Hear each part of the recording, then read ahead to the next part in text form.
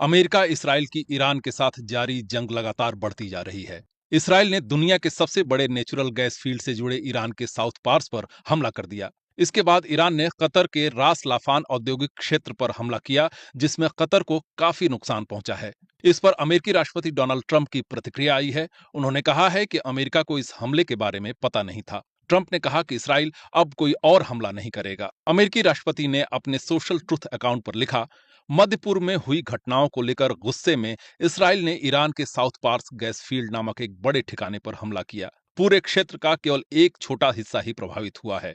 America को इस खास हमले की कोई जानकारी नहीं थी और कतर का इससे किसी भी तरह का कोई लेना देना नहीं था। न ही उसे इस हमले की पहले से कोई जानकारी थी।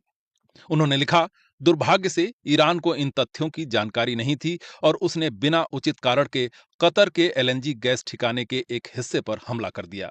अब इस अहम और कीमती साउथ पार्स फील्ड पर इसराइल की ओर से कोई और हमला नहीं किया जाएगा, जब तक कि ईरान कोई अविवेकपूर्ण कदम उठाते हुए एक निर्दोष देश कतर पर हमला नहीं करता।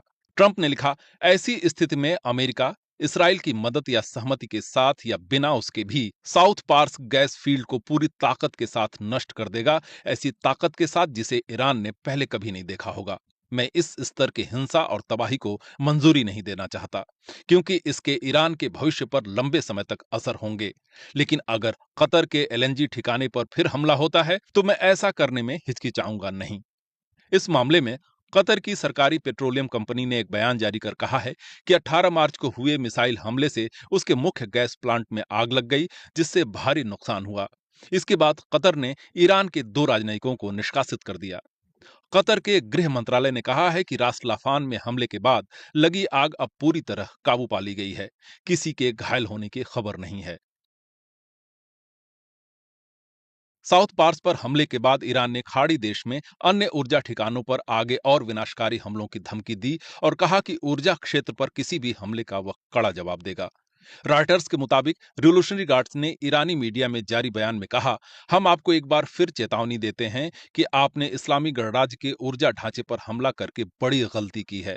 अगर इसे दोहराया गया तो आपके और आपके सहयोगियों के ऊर्जा ढांचे पर हमले तब तक नहीं रुकेंगे जब तक कि उसे पूरी तरह तबाह नहीं कर दिया जाता।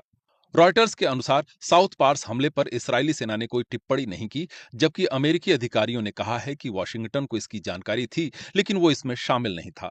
पार्क क्षेत्र दुनिया का सबसे बड़ा प्राकृतिक गैस फील्ड है, जिस पर ईरान और कतर अपने प्लांट चलाते हैं। कतर के विदेश मंत्रालय ने सोशल मीडिया पर लिखा, ईरानी पक्ष अपनी तनाव बढ़ाने वाली नीतियां जारी रखे हुए है, जो क्षेत्र को खतरनाक स्थिति की ओर धकेल रही हैं और इस संकट का हिस्सा नहीं रहे देशों को भी संघर्ष के दायरे में ला रही हैं। बयान में आगे कहा गया है कि कतर जवाब देने का अपना अधिकार सुरक्षित रखता है और वह अपनी संप्रभुता, सुरक्षा और अपने नागरिकों की सुरक्षा के लिए सभी जरूरी